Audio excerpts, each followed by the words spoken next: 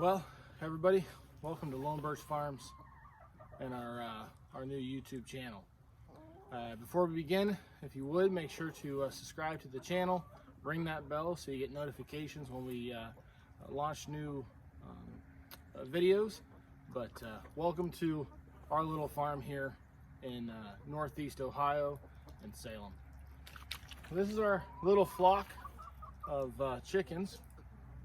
It was funny when we moved here. We originally did not anticipate chickens.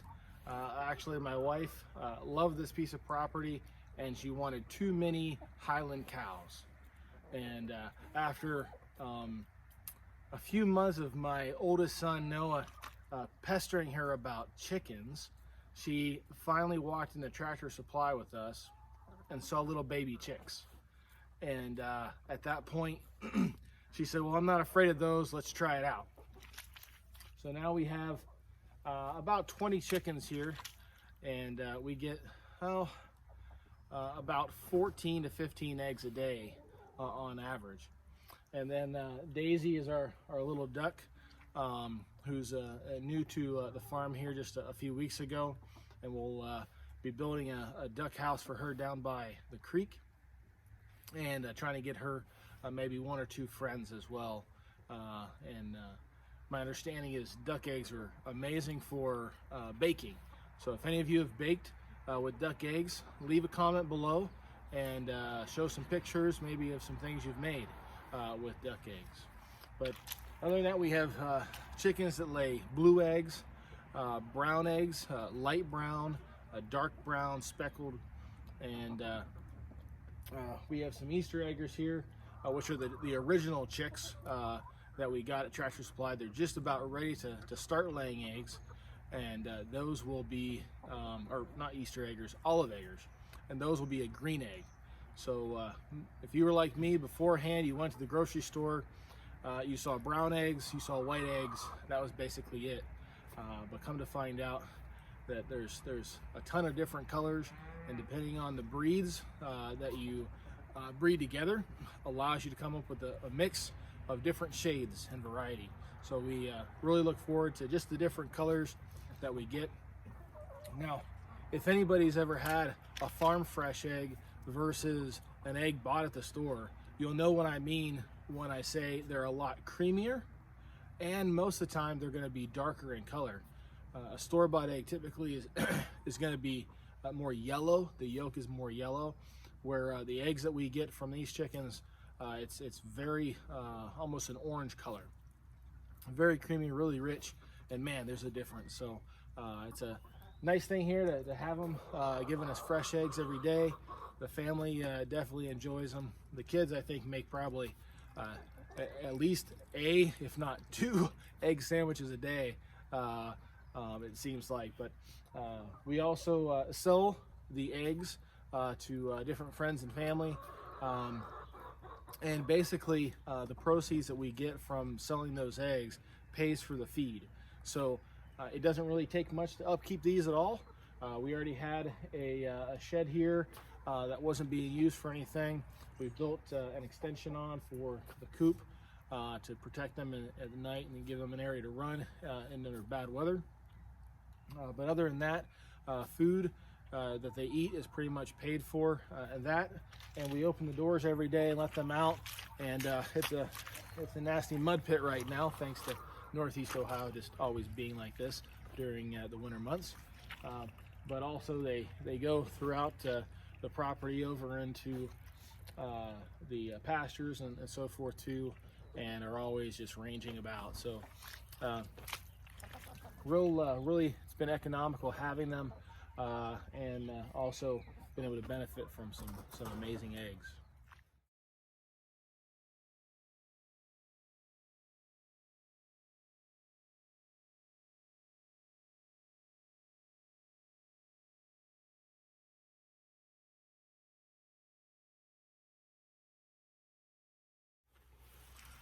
So one thing on our YouTube channel that we're going to try to do is sort of educate as we go through this process.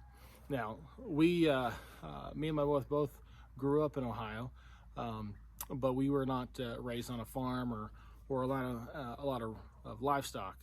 Cats and dogs was pretty much it. So it's it's been a learning experience as we've done this, and thanks to COVID, we've had a lot more time here to experiment and do things, and sort of get our minds off of the things going around us here, and enjoy the creation that we've been able to be a part of. And one thing I'll say, the cows are getting feisty back there. But the one thing I'll say that we've learned is when we decided we were going to get chickens, we were looking at different coops and trying to figure out what kind of chicken coop we needed to get. And we figured, well, with our family and everything else, we probably would only get a few chickens, maybe 4 or 5 chickens. So we decided to purchase this coop here. It was a quick way to get into chickens. Paid quite a bit of money for it, which I would take back 100-fold. But one thing I've learned is that these are nice chicken coops. They're going to last a really long time, and we will get our money out of it, but it's going to take a long time to do so. We'll use this for our new chickens. Whenever we hatch chickens, we'll use a chicken tractor for a little while after they're out of the brooder, and then we'll stick them in here before a laying age. As they grow, we don't want to introduce them into the flock with the bigger birds so that they don't pick on them. So we'll be able to have a few new birds every year being added to the flock, and we'll use this chicken coop to do that. So again, we'll get our money out of it. It's just going to be a long time of usage to sort of do that. I would recommend if you had an old, I hear you, Daisy. If you had an old shed, make sure you put stuff up for them to jump onto and to sleep on, roosts for them to get onto. But I would do that in a heartbeat versus going into one of these beautiful chicken coops that you can buy at one of the roadside shed stores. So that's one of the lessons learned here so far with the chicken coops. So one of the other things that we've discovered in raising chickens and looking at supplying our own meat and food and so forth here for the family is what it takes to start raising meat chickens. So this year we decided to just try it out for ourselves. We started with one little batch. It was just four meat chickens, 4 Cornish crosses. Hey, Dakota, come here. Dakota's getting cold. It's wet and nasty out here. So we started with 4 Cornish cross roosters, and we got them as chicks. Once they got their feathers started, we brought them from the brooder inside the shed out into this chicken tractor. So yeah, it doesn't have, it's not a motor, it's not a true tractor. Basically it's an area for them to be able to run around. They get grass and grubs and worms and so forth. We can move that on a daily manner so that it doesn't ruin the ground underneath. Nice fertilizer for the grass, but that way the chickens can get natural natural food products for themselves, as well as the grain that we feed them. Now we've got another smaller one here that we'll try out this year as well. We just picked that one up, and it came with plastic mesh on it. We're going to change it out to metal just so that we can make sure the chickens will be protected in there.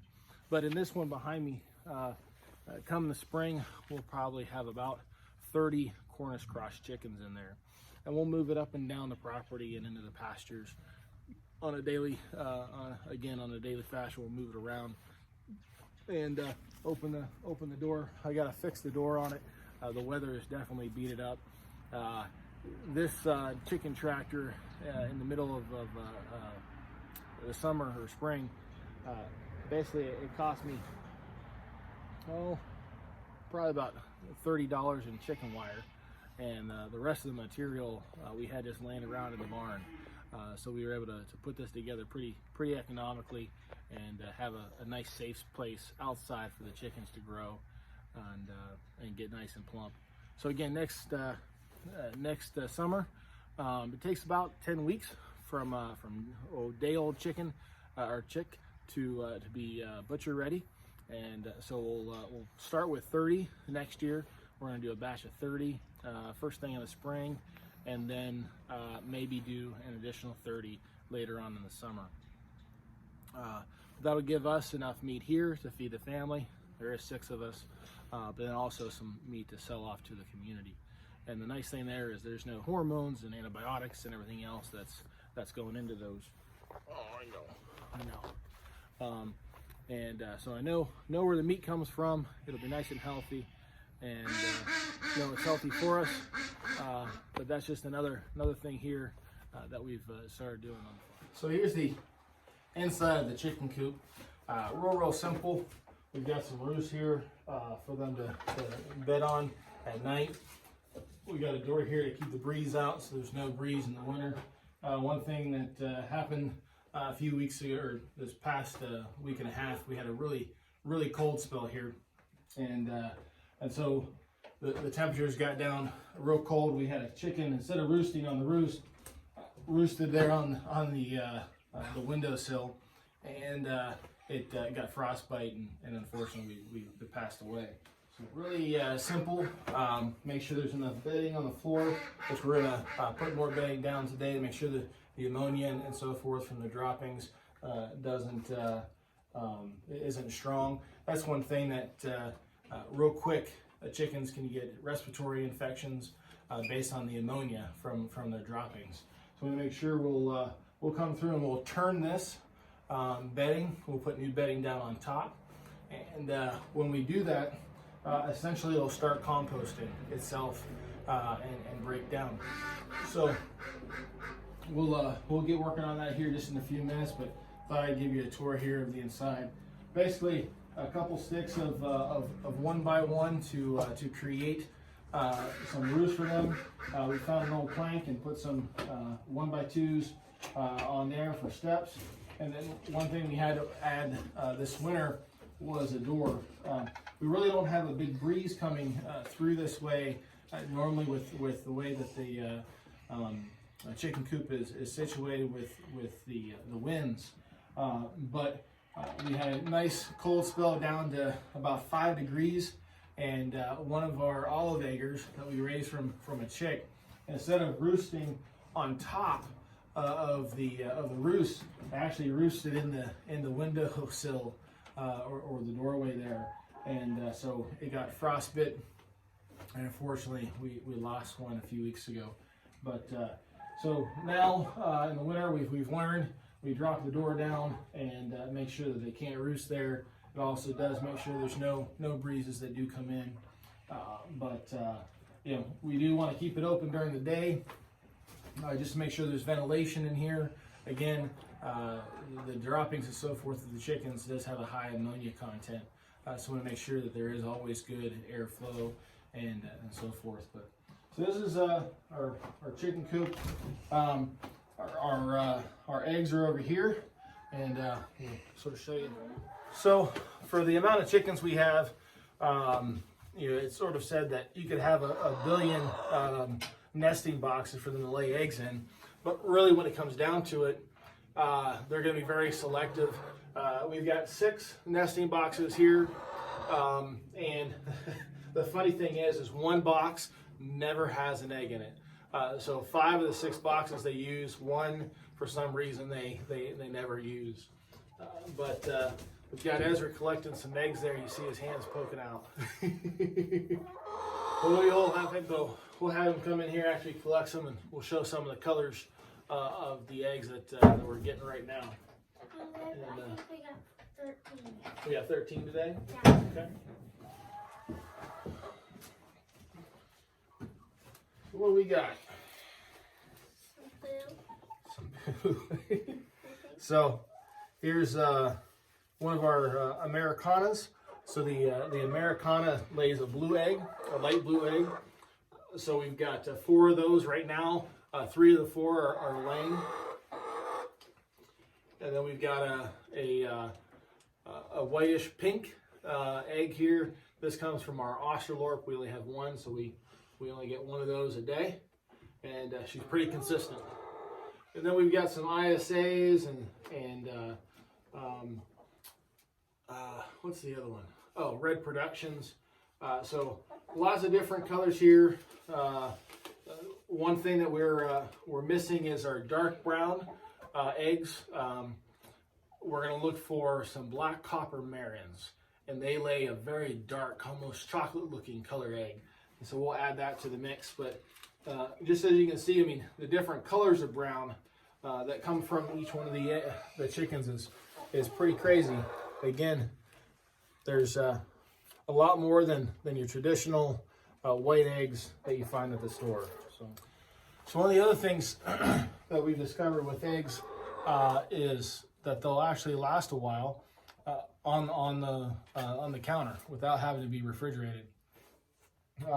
We keep our eggs unrefrigerated. We don't wash them right away. As long as we don't wash them, we're not washing off that protective coating. So they'll last on the shelf for about 2 weeks. And at that time, if we haven't used them or sold them, then we wash them and we put them in the refrigerator after that. But they don't last too long.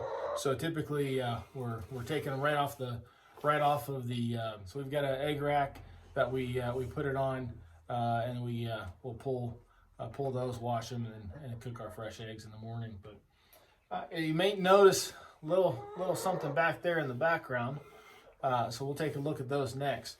Our oldest son Noah decided he wanted to raise a quail.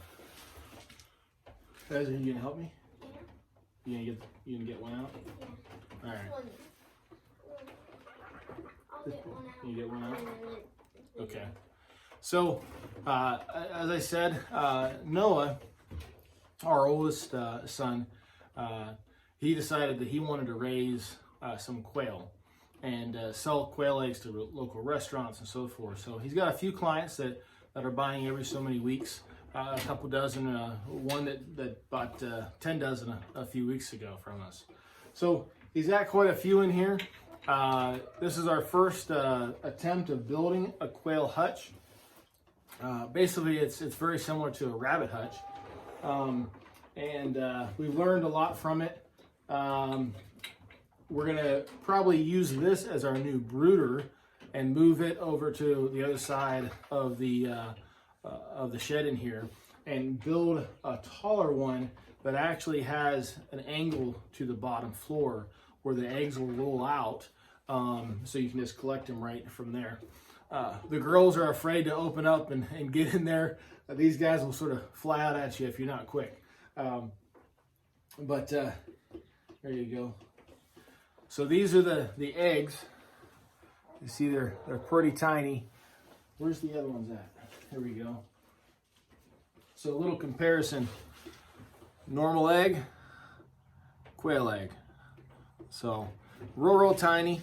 It takes 3 or 4 to really make the same as a normal egg. 4 definitely for a large egg. 4 for 2 eggs. 4 for 2 eggs? Yes. Is what you think? Yeah. Okay. So debatable, but they are jam-packed full of protein. They have omega-3 fats, not a lot of saturated fats, so they're healthier for you. Anyone that has health issues, they say that eating quail eggs versus normal eggs is a good thing to start doing for your health. But we hard boil them here. One thing that's unique when you hard boil them, with a normal chicken egg, a lot of times the yolk becomes dry. With these, it's creamy, always creamy. So we'll make hard-boiled salad or hard-boiled egg salad sandwiches with them, or just cut them, open them, put them on a salad, and delicious eggs. But they're cute too, and it's very easy to keep them. We've got about 20 in this whole area here, and again, we would make this a little differently, and we plan to in the summer to rearrange how we do this for the quail. But it's been a unique experience. One thing that we plan on doing as well with these is they are good meat birds. small, about one bird per dish, if you will. But we have so many eggs that Noah plans on getting an incubator, and we'll start to incubate some of these and hatch new quail. And at that point, we can raise for eggs and for meat. But that is the quail for you here. And I'll get one out and show you how small they are too. So they're teeny little guys. They, as you can see, fit in the palm of your hand. They are wiggly though, and they'll take off and fly. Now these birds can't fly like a robin or anything else very far. They sort of fly and launch in different areas and then run. So you know, these again, they're they're fun little guys, and it's been a nice little project for Noah to have. And you have 6. All right. So the one thing with the quail that we've experienced is actually that typically the chickens, they lay eggs pretty early in the morning. Oh, Dakota's in there. There you go. But with the quail, we have some that lay in the afternoon, and we also have some that lay towards the evening. So that's one thing that is a little different. We found there's really no particular time schedule with them. They're dropping them whenever they feel like it. And you notice there's no roost for them in here. They really, at night, they huddle together. They bed down together in groups.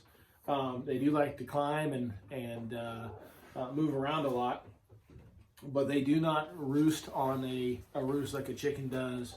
You know, they prefer more like sticks and different things that to climb and move about on. So that's again one of our cool little projects we have here on the farm, and Noah's doing a pretty good job at keeping it going. Well, before we head out of the chicken coop here, one last thing I've got to do, and that is put new bedding down and turn this old bedding and make sure we've got a nice clean coop for the chickens for the night. So we'll sort of let you see how that works and what happens.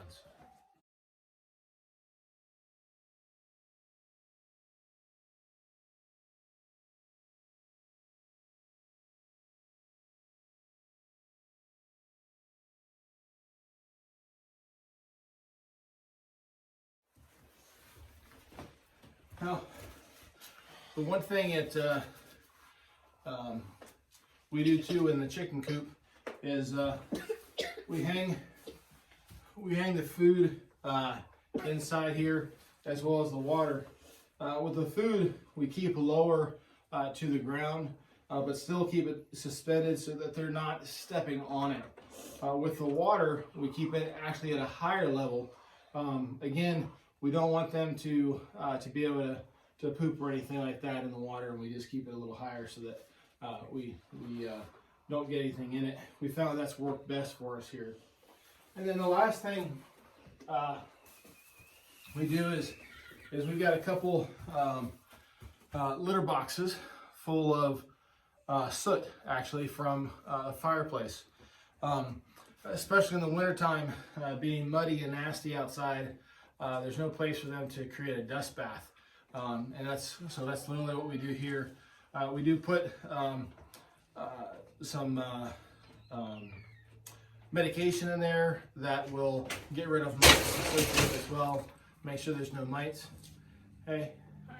Make sure there's no mites and so forth on them. We'll make sure that their rear ends are nice and clean that way too. And the dust bath helps them do that. So we've got 2 of these in here. Again, in the summertime, we really don't have to do much for it because they're outside and they make their own areas to dust bath in the sun, in the dirt.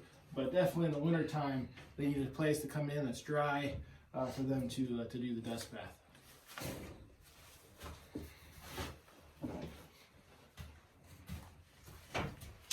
All right, well, that's it for the tour of the chicken coop. We are done out here, and it's time to head in. You gonna talk? Well, that's a tour of the chicken coop and taking a look at some of the things we've learned just in our little time of growing and learning about chickens here on the farm.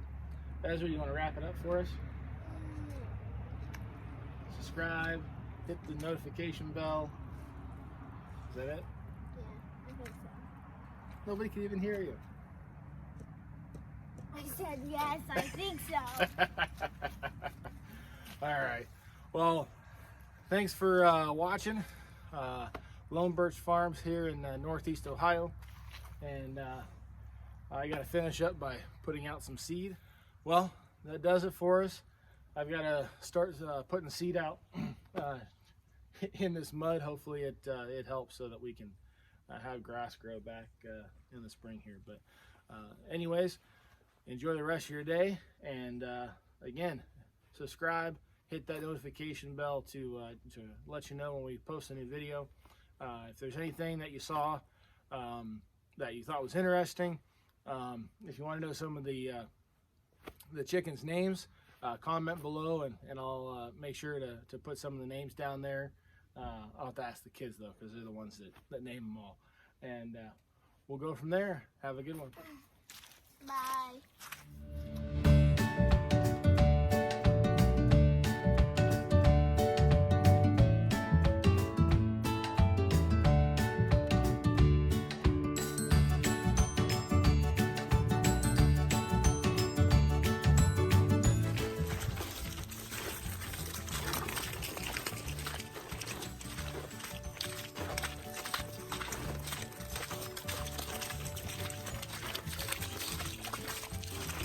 They just love to play.